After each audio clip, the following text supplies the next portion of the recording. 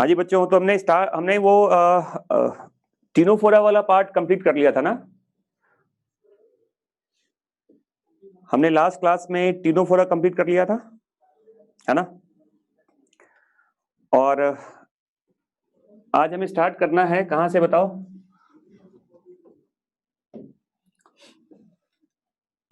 Phylum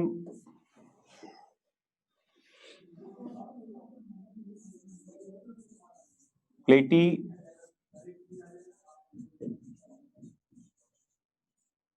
हेल्मिन्थिस।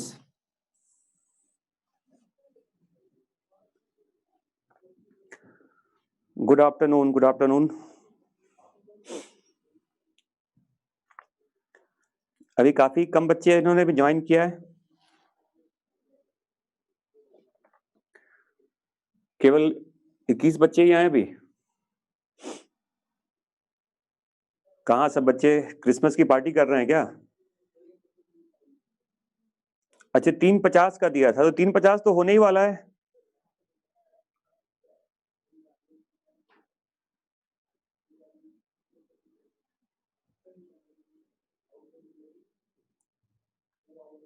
Okay, ठीक है, okay, no problem.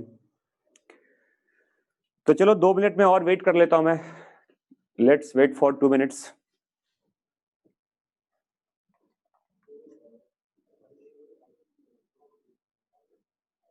हाँ, मुझे दिख तो रहा है काफी बच्चे क्लासरूम में बैठे हुए हैं।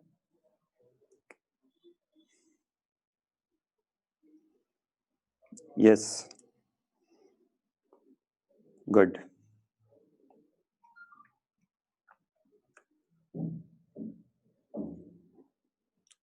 तो चलो सबसे पहले तो मैं आप लोगों को merry Christmas, happy merry Christmas बोल दूं।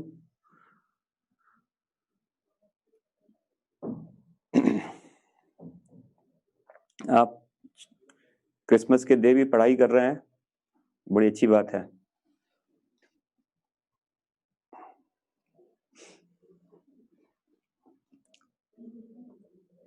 तो चलो देखो, मैं स्टार्ट करता हूं।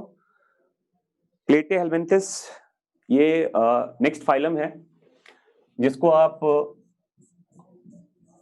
फ्लैट वर्म्स भी कहते हैं। देखिए,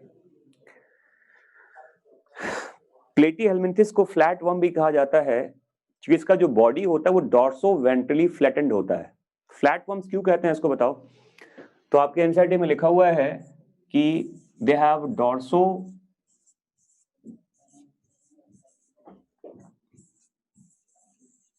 वेंट्रली फ्लैटेंड बॉडी।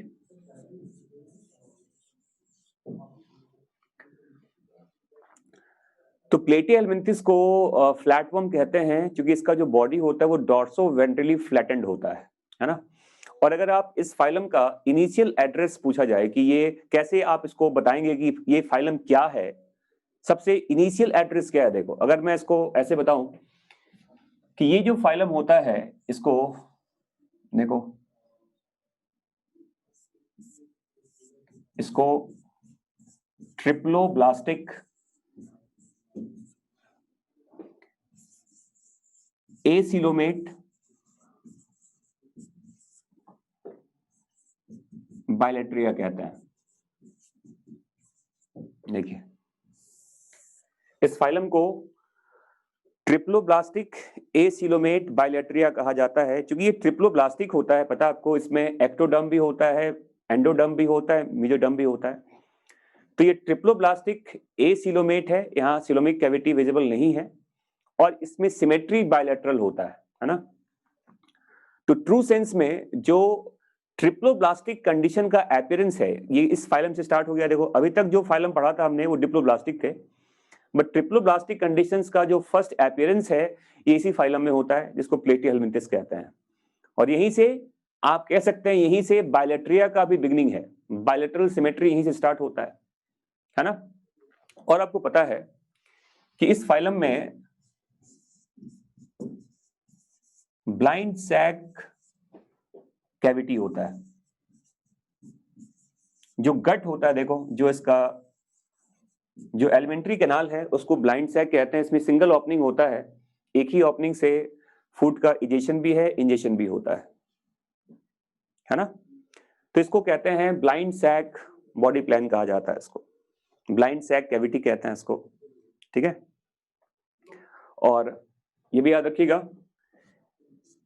कि इस फाइलम में देखिए, अगर आप देखें तो ये फाइलम ऐसा लिखते हैं कि ये मोस्टली पैरासाइट होते हैं। ये अगर इसके आप हैबिट की बात करें तो ये मोस्टली पैरासाइट है और ये एंडो पैरासाइट होते हैं। इसको एंडो पैरासाइट कहा जाता है, इसे एंडो पैरासाइट कहते हैं, ठीक है बेटा। मेरा नेटवर्क बिल्कुल परफेक्ट है, चेक योर नेटवर्क।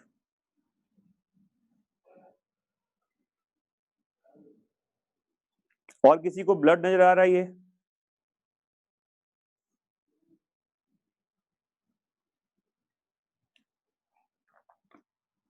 सबको दिख रहा है ठीक से? तो फिर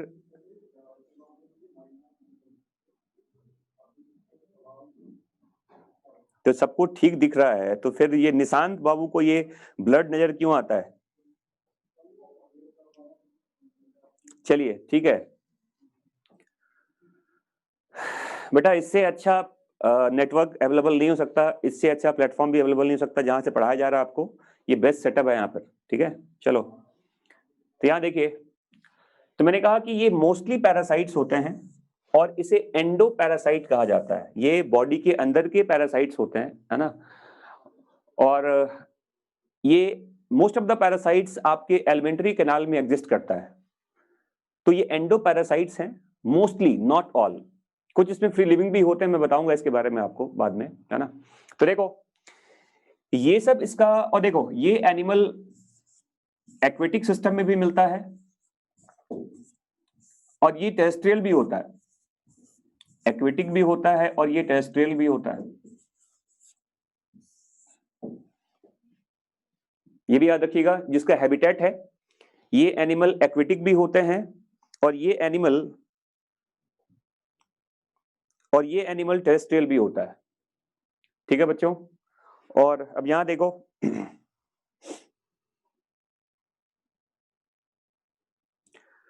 अब यहां देखो, ये लिख लिया आप लोगों ने इसको पहले, ये आप लोगों ने लिख लिया पहले। ये मैंने बताया कि प्लेटे हेलमिंथिस का ये इनिशियल इंफॉर्मेशन है, ठीक है। और यहां देखो,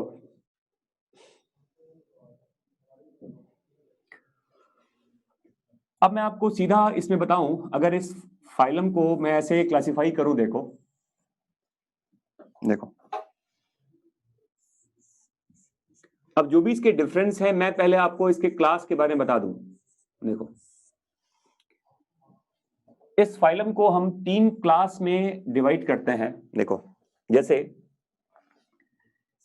इसमें एक नाम आता है जिसको कहते हैं टर्बिलेरिया।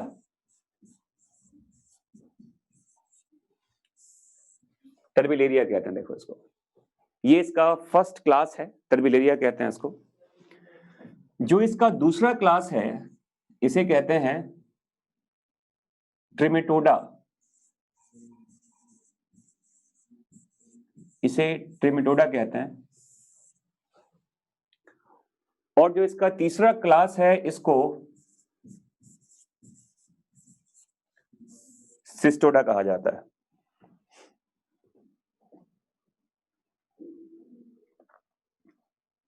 ठीक है बच्चों। तो ये 3 क्लास हैं, देखो, टर्बिलेरिया, ट्रिमेटोडा और सिस्टोडा।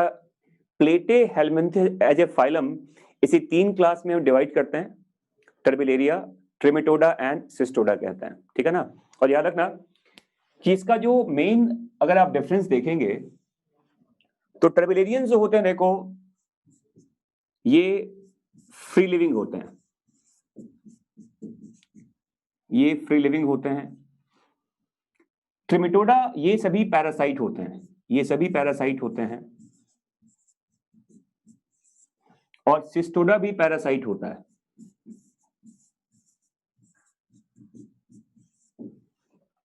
देखिए, तो एक क्लास इसका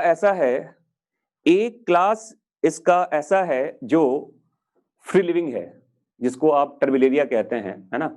और अगर कॉमन नाम पूछा जाए देखो, तो टर्बिलेरिया को ही कॉमनली प्लेनेरियंस कहा जाता है। इसी को कॉमनली प्लेनेरियंस कहते हैं। They are commonly called planarians. आप जानते हैं ये फ्री लिविंग होता है। जो ट्रिमेटोडा होता है देखो, इसको कॉमनली फ्लूक वर्म कहा जाता है। इसको कॉमनली फ्लूक वर्म कहते हैं। और जो सिस्टोडा है, इसको कॉमनली टेप वर्म कहा जाता है। इसे कॉमनली टेप वर्म कहते हैं। देखिए, तो ये नाम याद रखिएगा कि टर्बिलेरिया को कॉमनली क्या कहते हैं बताओ, इसको कहा जाता है प्लेनेरियंस। प्लेनेरिया इसका एग्जाम्पल भी है एक्चुअली इस ग्रुप का। ट्रिमेटोडा को कॉमनली फ्लूकवर्म कहते हैं और सिस्टोडा को कॉमनली टेपवर्म कहा जाता है। समझ में आ रहा है? और आपको पता है, मैंने कहा था ये फ्री लिविंग है। तो ऐसे एनिमल्स में जो फ्री लिविंग होते हैं, यहां पर हुक्स और सकर्स नहीं मिलता। हुक्स एंड सकर्स यहां पर एब्सेंट होता है। अच्छा बताओ, ये हुक्स सकर्स क्या होता है? जब पैरासाइट आपके बॉडी में एग्जिस्ट करता है, जैसे मान लो कोई टेपवर्म ही है, अगर टेपवर्म को आपके एलिमेंट्री कैनाल में सरवाइव करना है, तो टेपवर्म आपके एलिमेंट्री कैनाल के दीवार से, उसके वॉल से चिपकने के लिए हुक्स और सकर्स को यूज करता है, ताकि वो न्यूट्रिशन आपके बॉडी से ले सके। तो अपने आप को चिपकाने के लिए, अपने आप को आपके एलिमेंट्री कैनाल के वॉल से चिपकाने के लिए हुक्स और सकर्स यूज किए जाते हैं। लेकिन जो फ्री लिविंग है, उसको इसकी जरूरत नहीं होती। तो टर्बुलेरिया चूंकि फ्री लिविंग होता है, तो उसमें हुक्स और सकर्स नहीं होते। हुक्स एंड सकर्स का यूज किस में बताओ? अटैचमेंट में होता है। Attachment with the host body. तो पैरासाइट में होगा, फ्री लिविंग में नहीं होता। तो याद रखिएगा कि ट्रिमेटोडा में, याद रखना, ट्रिमेटोडा में सकर्स तो मिलते हैं, ये प्रेजेंट होता है। यहां पे हुक्स एब्सेंट होते हैं, यहां हुक्स नहीं होते। सिस्टोडा में सकर्स भी होता है, सिस्टोडा में हुक्स भी होते हैं। तो ये आप याद कर लीजिएगा कि सिस्टोडा में सकर्स भी होता है, सिस्टोडा में हुक्स भी होते हैं, for attachment, for the attachment with the host body. ये लिख लेना ब्रैकेट में। सकर्स और हुक्स का इस्तेमाल कहां होता है बताओ? अटैचमेंट में होता है। Attachment with the host alimentary canal.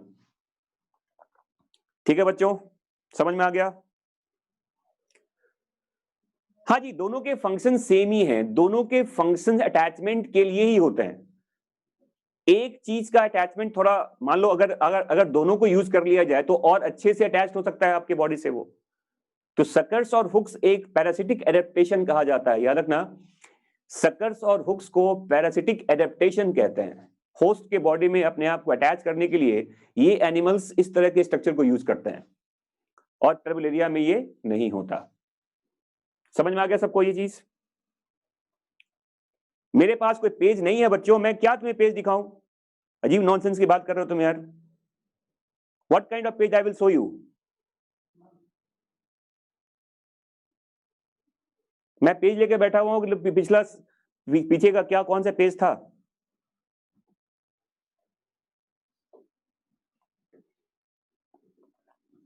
समझ में आ गया बच्चों? तो ये आप याद रखिएगा, ये 3 अलग अलग मैंने क्लास बताए हैं। और देखो, ये याद रखिएगा कि टर्बुलेरिया में एलिमेंट्री कैनाल प्रेजेंट होता है। क्योंकि फ्री लिविंग है तो इसमें एलिमेंट्री कैनाल मिलेगा।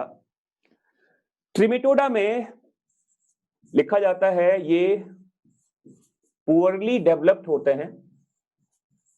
पुअरली डेवलप्ड एलिमेंट्री कैनाल कहते हैं। देखो इसको, ट्रिमेटोडा में पुअरली डेवलप्ड एलिमेंट्री कैनाल होता है। ठीक है बच्चों,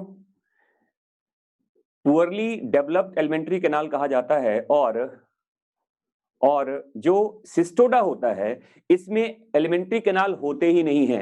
याद रखना, सिस्टोडा में एलिमेंट्री कैनाल एब्सेंट होता है।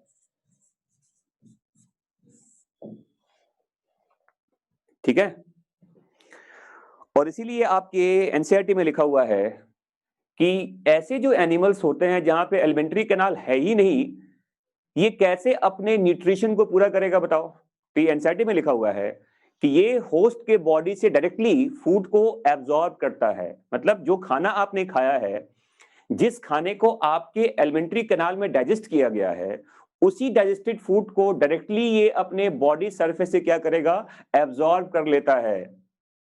ये आपके एनसीईआरटी में लिखा गया है, आप भी इसको लिख लीजिए। लिख लो, इन सच लिखो, इन दिस लिखो, इन सच एनिमल्स लिखो, सिस्टोडा में लिखिए आप, in such animals, in such animals, in such animals digested food of the host body, digested food of the host body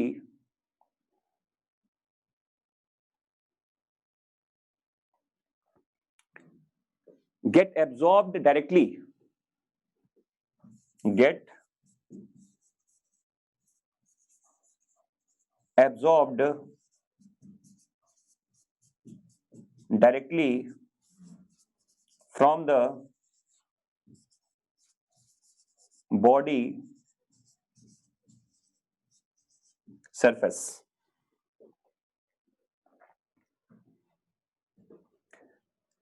अरे बाद में स्क्रीन देख लेना, पहले ये जो लिखा हो उसको तो देख लो भाई।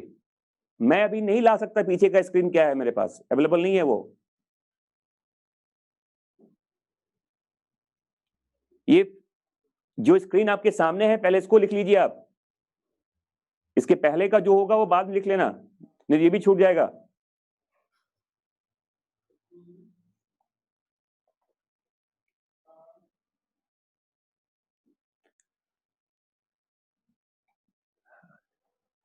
चलो मैं तुम्हारी बात को रिप्लाई, कोई फायदा नहीं है, तुमको समझ में नहीं आ रही बात मैं क्या कह रहा हूं। चलो यहां देखो, तो ये जो मैंने कहा कि एलिमेंट्री कैनाल यहां पर नहीं है, तो ये अपने डायरेक्टली अपने बॉडी सरफेस से फूड को एब्जॉर्ब कर लेता है, इसको याद रखिएगा। इसके बाद देखिए, इन तीनों एनिमल्स में देखो ये लिखा जाता है कि इसमें एक यूनिक तरह का स्ट्रक्चर, इसको फ्लेम सेल्स कहते हैं, जो तीनों में होता है, फ्लेम सेल्स। इसको एक और नाम दे, इसको सोलेनोसाइट भी कहा जाता है, फ्लेम सेल्स को सोलेनोसाइट भी कहते हैं। फ्लेम सेल को सोलेनोसाइट्स भी कहा जाता है।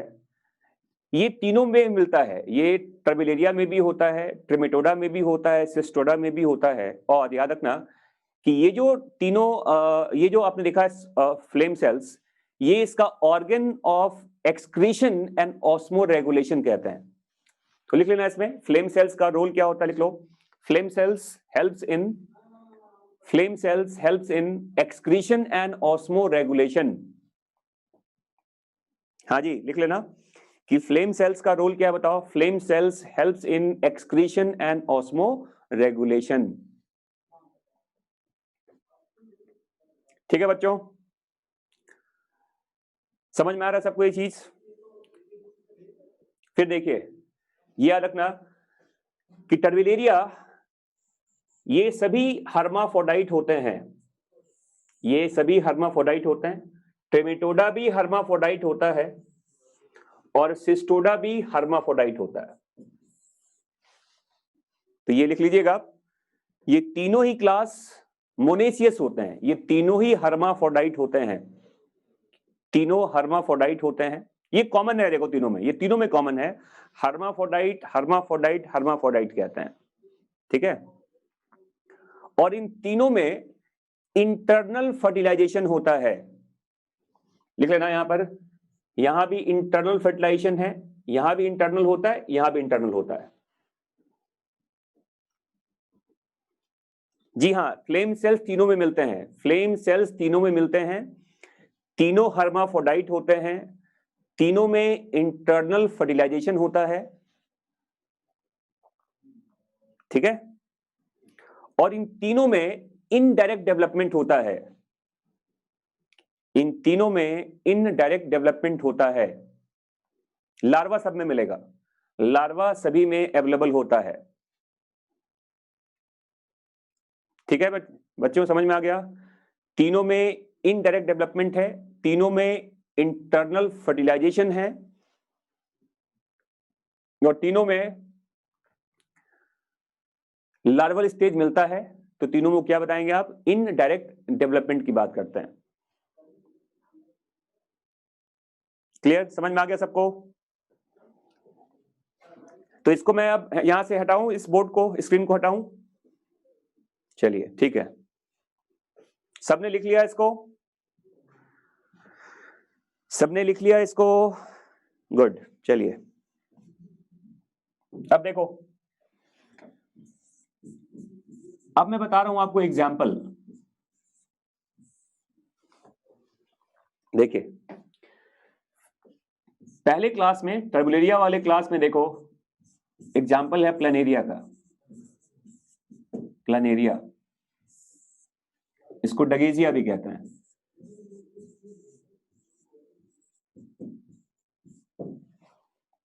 ये एग्जाम्पल भी इसका है, देखो प्लानेरिया एग्जाम्पल है इसका, ये टर्बुलेरिया में आता है।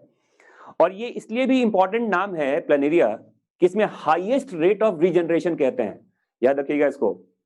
प्लानेरिया एक ऐसा एग्जाम्पल है इसमें जिसमें पूरे एनिमल वर्ल्ड में देखा जाए तो, कंप्लीट एनिमल किंगडम में हाईएस्ट रेट ऑफ रीजनरेशन कहां मिलता है बताओ? प्लानेरिया में होता है। तो याद रखना, known for highest rate of, क्या बताओ? रीजनरेशन कहता है। ठीक है, इसके अलावा देखो इसमें एग्जाम्पल आता है जियोप्लाना का। एक और एग्जाम्पल है मैक्रोस्टोमम कहते हैं। ये सभी टर्बुलेरिया के एग्जाम्पल्स हैं, ये सभी टर्बुलेरिया के एग्जाम्पल्स हैं। तीन नाम बताया मैंने आपको, ये पहला नाम यहां सबसे ज्यादा इंपॉर्टेंट है, इसे हमेशा याद रखिएगा।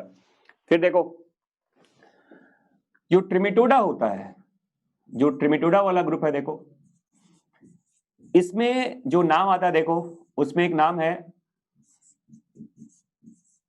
लिवर फ्लूक का।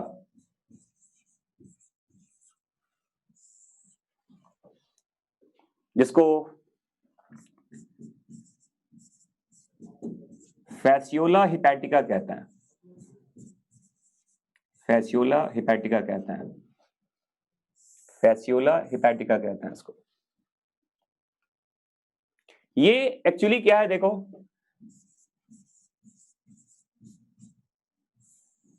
स्नेल के बीच में इसका लाइफ साइकिल चलता है। ये स्नेल जानता है पानी में होता है, मोलस्का होता है ये, इसमें इसका लाइफ साइकिल कंप्लीट होता है, कुछ इसके बॉडी में कुछ इसके बॉडी में। ऑल्दो ये सीप का पैरासाइट है, लिवर को डैमेज करता है, ये भेड़ और बकरी के लिवर को डैमेज करता है, जिसको लिवर फ्लूक कहते हैं। डाइजेनेटिक पैरासाइट कहते हैं। देखो ये एक डाई जेनेटिक पैरासाइट है जो अपने लाइफ साइकिल को दो अलग अलग होस्ट में कंप्लीट करता है, सीप एंड स्नेल। स्नेल जानते हैं ना, मोलस्का में आता है ये। तो दो होस्ट के अंदर ये जो पैरासाइट है ये अपने लाइफ साइकिल को कंप्लीट करता है, और इसीलिए इसे डाइजेनेटिक पैरासाइट कहते हैं।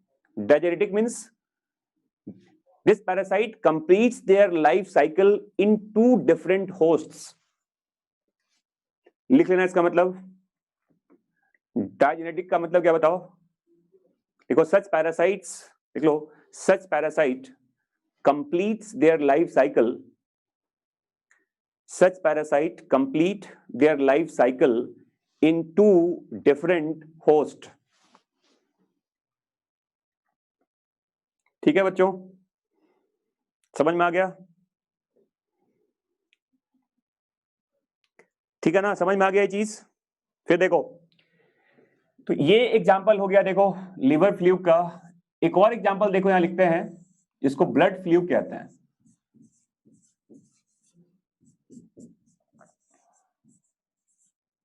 Blood fluke.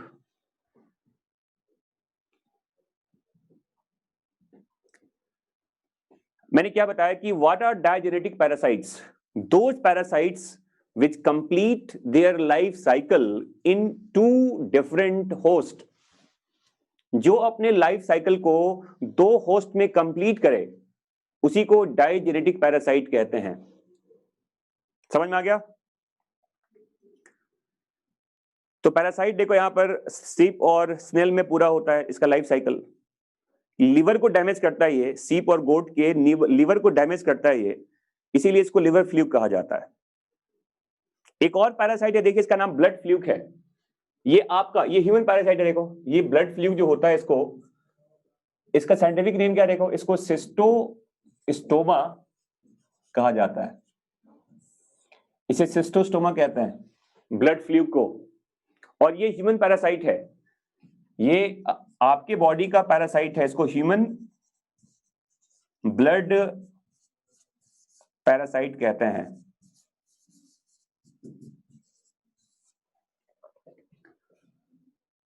ये अपने लाइफ साइकिल को कंप्लीट करता है ह्यूमंस में और स्नेल में। देखिए ऐसे चलता है ये भी डायजेनेटिक होता है। देखो ये भी एक डायजेनेटिक पैरासाइट है जो आपके बॉडी का पैरासाइट है। एक्वेटिक गंदे पानी में अगर आप स्विमिंग कर रहे हैं, आप पानी के अंदर चले गए, तो स्नेल के बॉडी से जो पैरासाइट बाहर निकलता है ये आपकी स्किन को पेनिट्रेट करता हुआ आपकी बॉडी में एंटर कर जाता है। इसीलिए कहते हैं जो स्टेगनेंट वाटर होता है, जो गंदा पानी है, उसमें आप अगर नहाने जा रहे हैं, उस पानी के अंदर आप चले गए, इस पानी के अंदर किसी भी कारण से, तो हो सकता है कि उस पानी का जो पैरासाइट है वो स्नेल के बॉडी से बाहर आ चुका है और वो आपकी बॉडी में क्या होगा, एंटर कर जाएगा और आपके ब्लड के अंदर वो मल्टीप्लाई करता है। ब्लड फ्लूक कहते हैं इसको, सिस्टोस्टोमा कहा जाता है इसको। ये ह्यूमन ब्लड पैरासाइट है। समझ में आ गया सबको ये चीज? तो ब्लड फ्लूक का साइंटिफिक नेम क्या है बताओ? सिस्टोस्टोमा कहा जाता है। ये ह्यूमंस बॉडी का एक पैरासाइट है जो एक्वेटिक सिस्टम के थ्रू आपके स्किन के अंदर एंटर करता है। ठीक है ना? इसीलिए कहते हैं साफ पानी में आपको अगर नहाने की आपको इच्छा है, स्विमिंग करना है, तो आपको एक अच्छे पानी में आपको जाना चाहिए। गंदे पानी में, स्टेगनेंट वाटर में जाने से आपको नुकसान हो सकता है।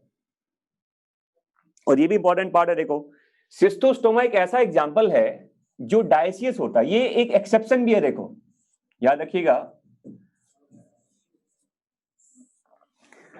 ये टेपवर्म का या पूरे के पूरे प्लेटिया हेलमिन्थिस में ये एक्सेप्शनल पैरासाइट है जो डायसियस होता है, जो यूनिसेक्सुअल होता है। ये याद रखिएगा, ये एक्सेप्शन है इसमें। सिस्टोस्टोमा एक एक्सेप्शन पैरासाइट है, आता है देखो, ये जो डायसियस होता है, जो यूनिसेक्सुअल होता है। बाकी तो हर्माफ्रोडाइट होता है, मैंने पहले बताया था आपको। तो ये भी याद रखना, सिस्टोस्टोमा इज एन एग्जाम्पल ऑफ, क्या बताओ, डायसियस ऑर्गेनिज्म। इसमें मेल फीमेल अलग अलग होते हैं। तो ये भी आप याद रखिएगा। ठीक है बच्चों, समझ में आ गया? ठीक है, चलिए तो इसको मिटाऊं मैं पहले। अब इस स्क्रीन को हटाओ यहां से। अब चलो ठीक है,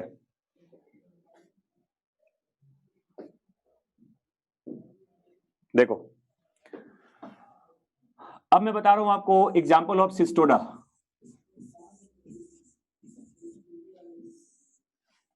देखिए सिस्टोडा में एग्जाम्पल आता है टेपवर्म का। टेपवर्म जैसे आप नाम सुनेंगे,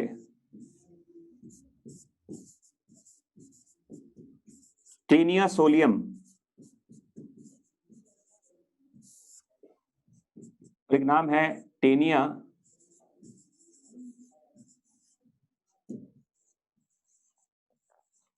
सेजिनाटा कहते हैं। देखो taenia solium and taenia saginata. Taenia solium को बेसिकली पोर्ट टेपवर्म कहते हैं, इसको पोर्ट टेपवर्म कहा जाता है। और टेनिया सेजिनाटा को बीफ टेपवर्म कहते हैं, इसको बीफ टेपवर्म कहा जाता है।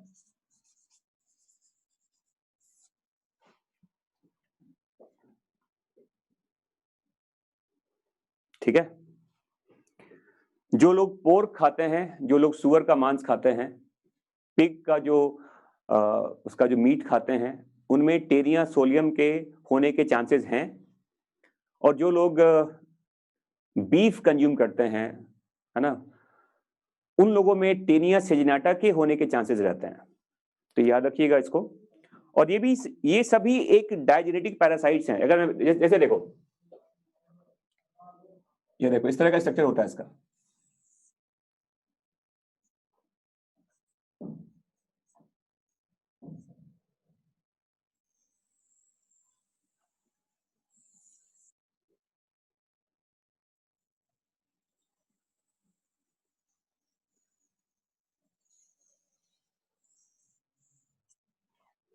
देखिए, ये एक टेनिया सोलियम का स्ट्रक्चर है। देखिए,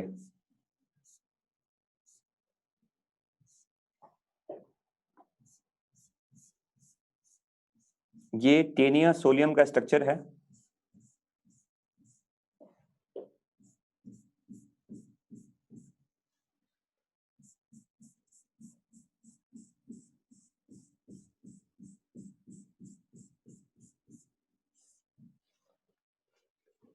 इसमें आप देखोगे ऊपर इस तरह का,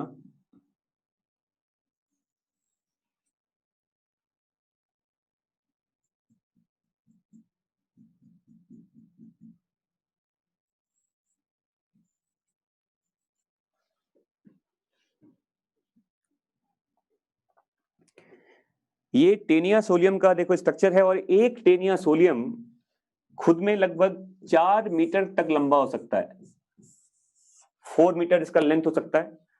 और ये एडल्ट टेपवर्म बॉडी में एक ही एग्जिस्ट करता है। अगर आपकी बॉडी में एडल्ट टेपवर्म होगा तो सिंगल ही रहता है, इसका कोई दूसरा पेयर नहीं है, मतलब एक ही एग्जिस्ट करता है। एडल्ट टेपवर्म हमेशा एक ही रहता है बॉडी में।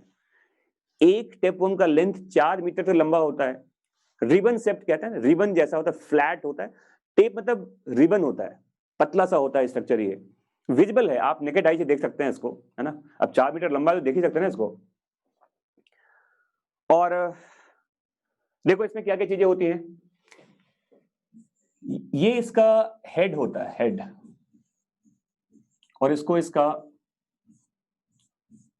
स्कॉलेक्स कहते हैं।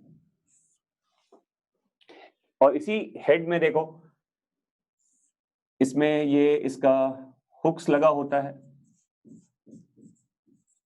नीचे देखो सकर्ट्स भी होते हैं इसमें।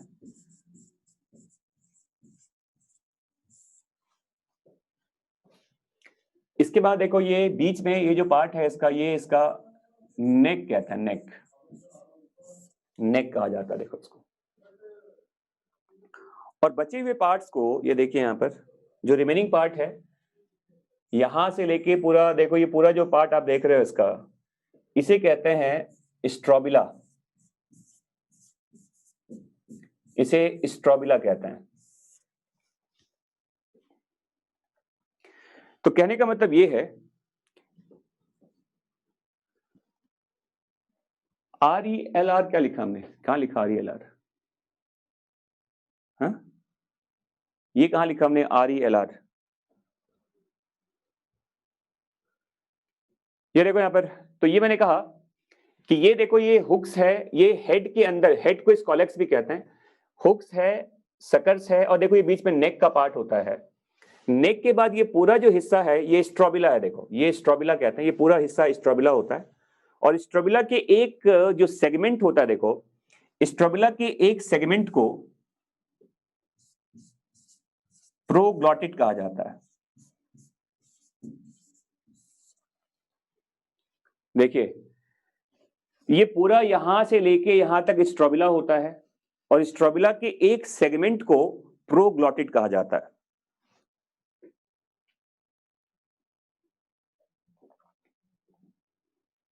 लिखो इसको। तो बेसिकली मैंने क्या कहा कि टेपवर्म के बॉडी का 3 अलग अलग पार्ट्स है। पहले पार्ट को हेड और स्कॉलेक्स कहते हैं, दूसरे पार्ट को नेक कहते हैं, और तीसरे पार्ट को स्ट्रोबिला कहा जाता है, स्ट्रोबिला।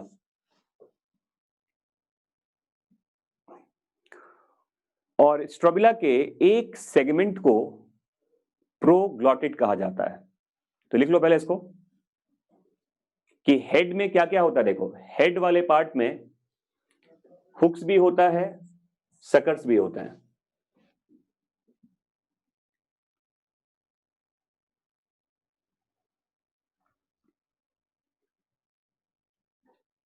नेक वाले पार्ट को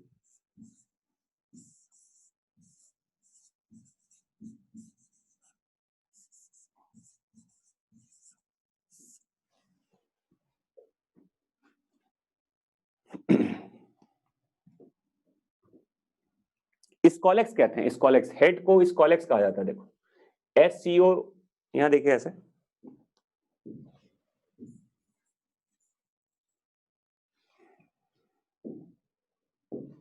हेड को स्कॉलेक्स कहते हैं।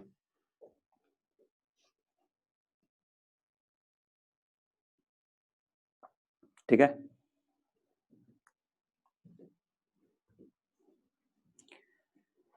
हेड को स्कॉलेक्स कहा जाता है। ठीक है, उसके बाद देखो नेक वाला पार्ट होता है। नेक वाले पार्ट को ग्रोथ जोन कहते हैं। यहीं से नए स्ट्रोबिला, नए प्रोग्लोटिड का क्या होता है, फॉर्मेशन होता रहता है। ग्रोथ जोन में नए नए प्रोग्लोटिड बनते रहते हैं, और पीछे से टूटता भी रहता है। ये नंबर इसका फिक्स नहीं होता। एक सेगमेंट को, स्ट्रोबिला के एक सेगमेंट को प्रोग्लोटिड कहते हैं। Single segment of strobila is called proglottid. बिल्कुल रिप्रोड्यूस करता क्यों नहीं करता ये? इसमें सेल्फ फर्टिलाइजेशन होता है। ये भी एक्सेप्शन है इसका एक्चुअली, क्योंकि एक ही टेपवर्म एग्जिस्ट करता है, तो इसमें सेल्फ फर्टिलाइजेशन होता है। इसमें क्रॉस फर्टिलाइजेशन होने के चांसेस ही नहीं होते।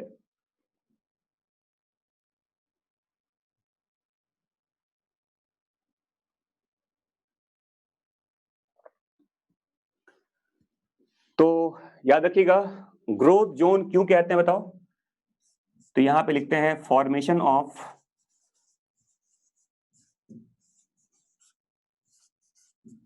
New proglottids.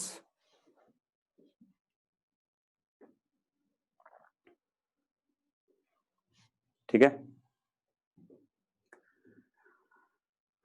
और चूंकि देखो इसमें जितने भी सेगमेंट होते हैं, सभी सेगमेंट एक जैसे नहीं होते। सेगमेंट में भी वेरिएशन होता है, उनका साइज भी अलग होता है, उनके अंदर के ऑर्गन भी अलग होते हैं।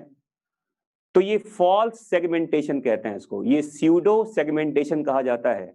ये ट्रू सेगमेंटेशन नहीं है। तो याद रखना कि टेनिया सोलियम में क्या मिलता है बताओ? तो यहां पे लिखते हैं फॉल्स सेगमेंटेशन कहा जाता है इसको, फॉल्स सेगमेंटेशन कहते हैं इसको। ये स्यूडो सेगमेंटेशन है, ये स्यूडो सेगमेंटेशन है, क्योंकि प्रोग्लॉटिड्स एक जैसे नहीं होते। There are different types of proglottids, and hence it is called false segmentation. मैंने क्या कहा कि जो प्रोग्लॉटिड्स होते हैं ना, वो एक जैसे नहीं होते। प्रोग्लॉटिड्स के अलग अलग टाइप्स होते हैं। कुछ मैच्योर होते हैं, कुछ इमैच्योर होते हैं, है ना, कुछ बहुत ज्यादा मैच्योर हो जाता है। तो प्रोग्लॉटिड्स एक जैसे नहीं होते, उनका नंबर भी फिक्स नहीं होता। तो ये ट्रू सेगमेंटेशन नहीं होता।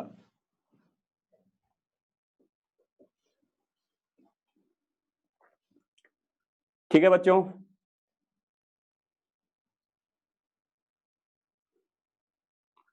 तो याद रखिएगा, टेपवर्म में फॉल्स सेगमेंटेशन मिलता है।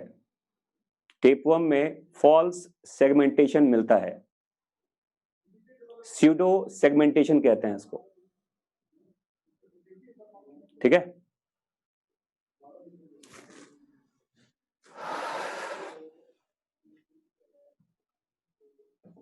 पोर्क क्या होता है? अरे पोर्क कहते हैं सुअर के मीट को। पोर्क टेपवर्म जो सुअर होता है, पिग के मीट को पोर्क कहा जाता है। ठीक है। अब यहां देखो, ये मिटा दो यहां से। अब चलिए, अब यहां देखो, जैसे मैंने कहा कि मैन और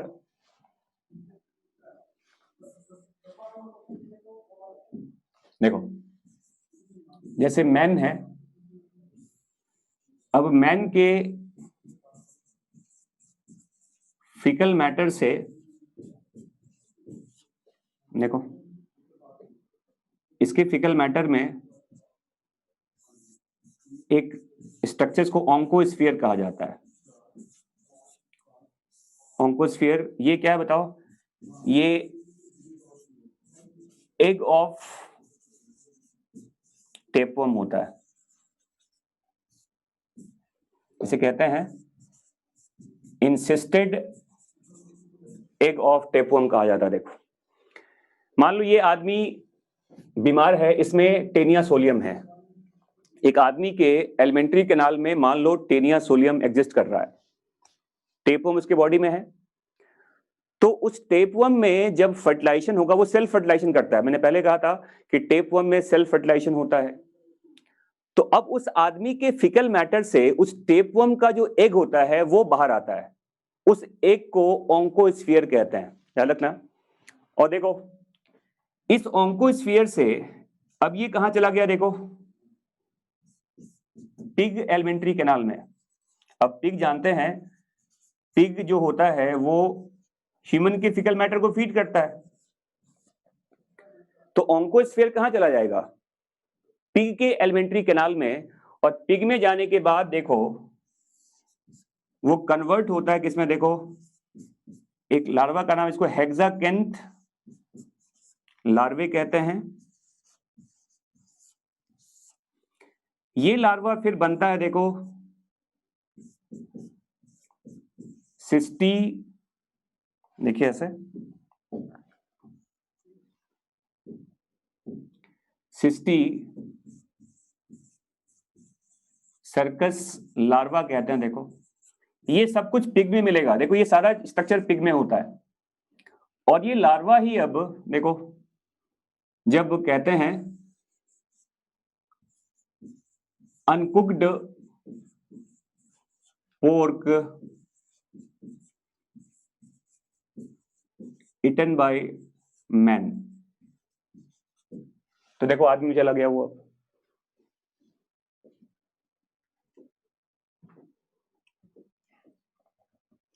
जितने भी प्लेटे हेलमिन्थिस होते हैं, प्लेटे हेलमिन्थिस जितने भी होते हैं, जहां भी सेगमेंटेशन होगा वो फॉल्स सेगमेंटेशन होता है। देखो, सेगमेंटेशन हर जगह नहीं मिलता। टेपवर्म का बॉडी सेगमेंटेड होता है, हर क्लास का बॉडी सेगमेंटेड नहीं होता। तो प्लेटे हेलमिन्थिस में जहां भी सेगमेंटेशन मिलेगा वो फॉल्स सेगमेंटेशन ही होता है। समझ में आ गया बच्चों? प्लेटे हेलमिन्थिस में जहां भी सेगमेंटेशन होता है वो फॉल्स सेगमेंटेशन ही होता है।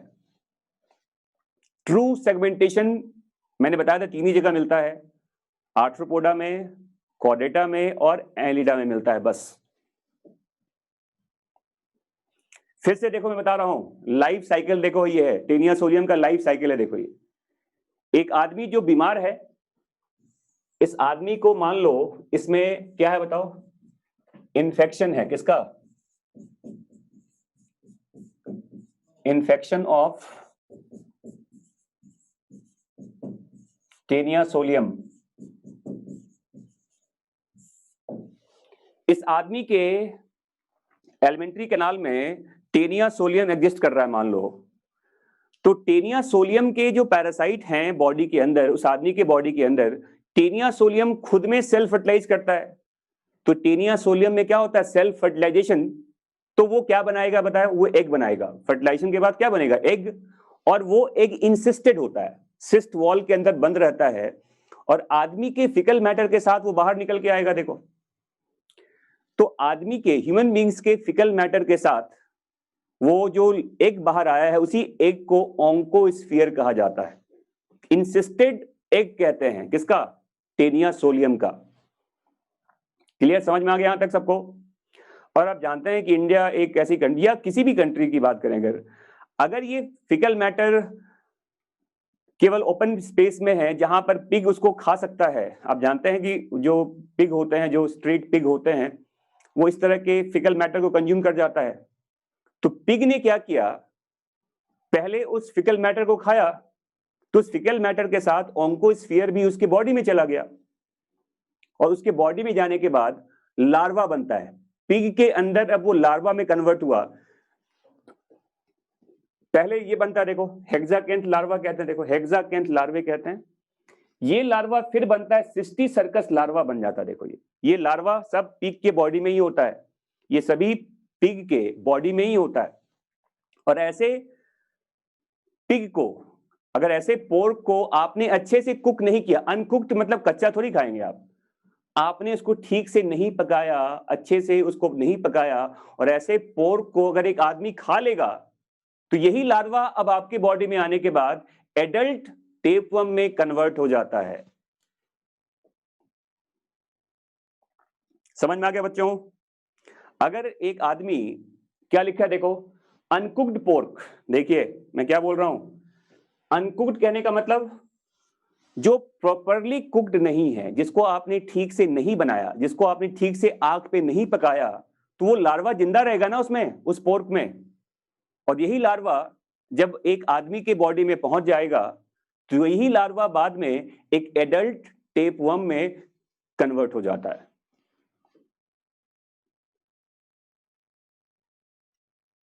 जी हां, ऑन्कोस्फीयर पिग में चला जाएगा। ये आपके बॉडी से निकलता है और ये पिग के बॉडी में चला जाता है, क्योंकि पिग फिकल मैटर को कंज्यूम करता है।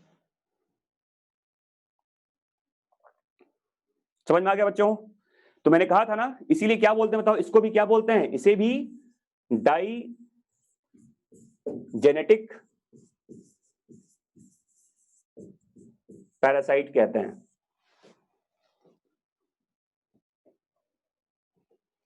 तो टेनिया सोलियम भी एक डाई जेनेटिक पैरासाइट है।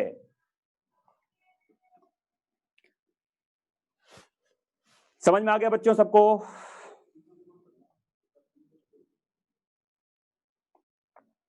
ठीक है ना?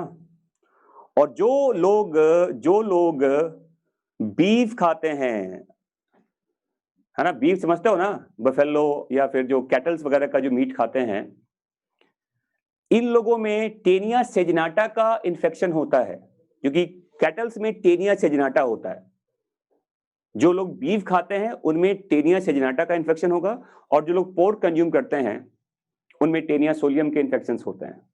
तो भाई अगर आप रिलीजन के हिसाब से भी देखें, तो क्रिश्चियंस में, मुस्लिम्स में पोर्क, मतलब देखो Muslims usually don't eat pork, beef खाते हैं, पोर्क नहीं खाते। हिंदूज ईट पोर्क, क्रिश्चियंस भी पोर्क कंज्यूम करते हैं, हिंदू भी पोर्क कंज्यूम करते हैं। तो हिंदूज में और क्रिश्चियंस में टेनिया सोलियम के होने के चांसेस ज्यादा होते हैं।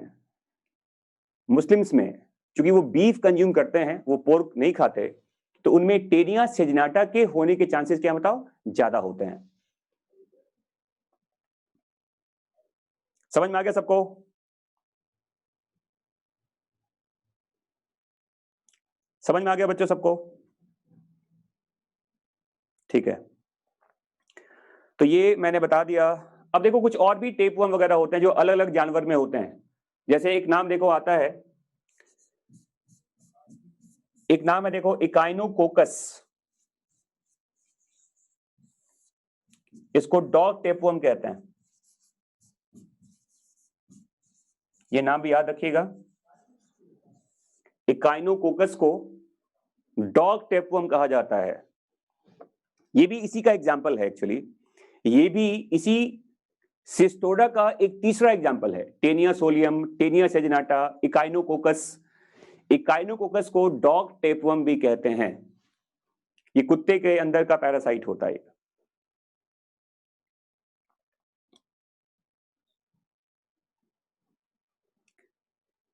हाँ जी बच्चों, लिख लिया सबने इसको? तो इसको मैं मिटाऊं यहां से अब।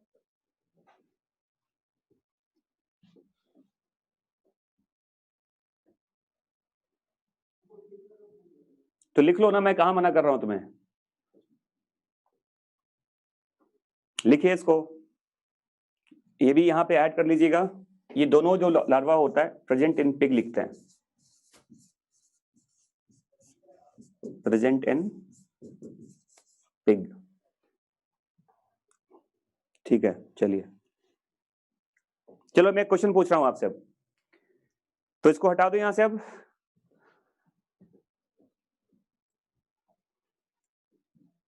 चलिए ठीक है, चलिए क्वेश्चन लिखिए अब, लिखो।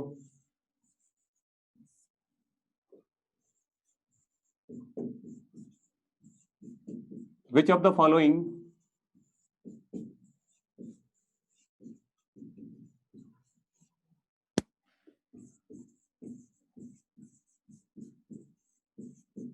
characteristic is not applicable for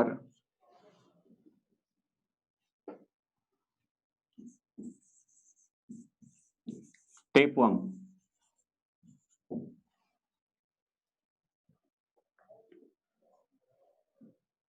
option लिखिए।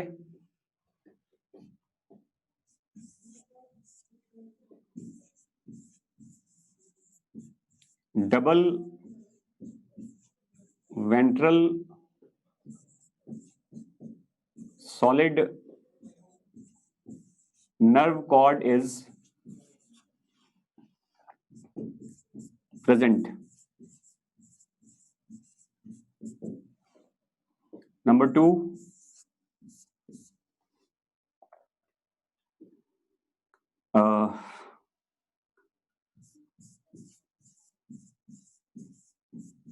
presence of both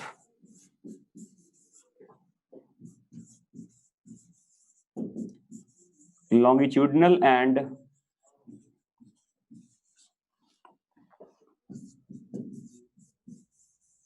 circular muscle fibers in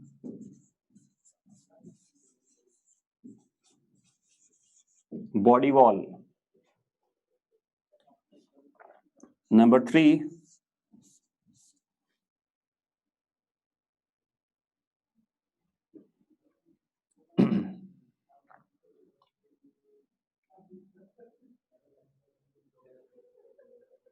presence of flame cells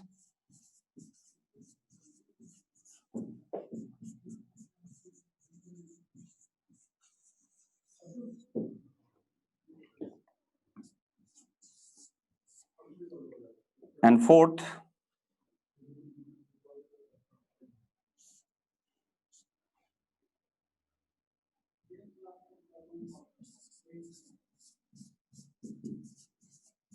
respite through the gills. पहले आप क्वेश्चन लिख लीजिए अच्छे से।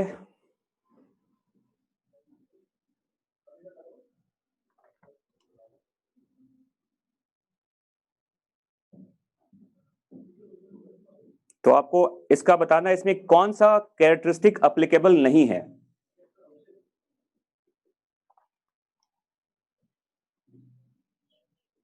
नॉट एप्लीकेबल पूछ रहा हूं, देखो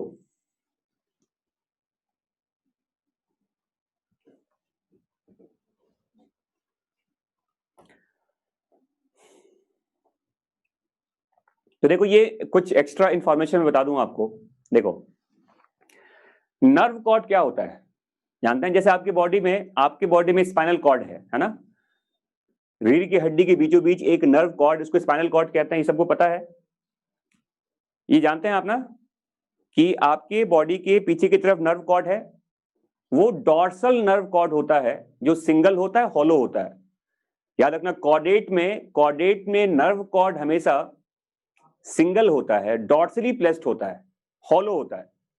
और नॉन कॉर्डेट्स में प्लेटे हेलमिंथिस से लेके हेमिकॉर्डेटा तक, याद रखना, प्लेटे हेलमिंथिस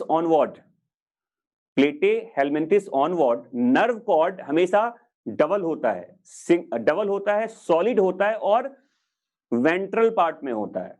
ये आगे वाले हिस्से में होता है, हमारे बॉडी में पीछे वाले हिस्से में होता है। तो सभी नॉन कॉर्डेट्स में प्लेटे हेलमिंथिस से लेके हेमिकॉर्डेटा तक नर्व कॉर्ड हमेशा डबल होता है, वेंट्रल होता है, सॉलिड होता है।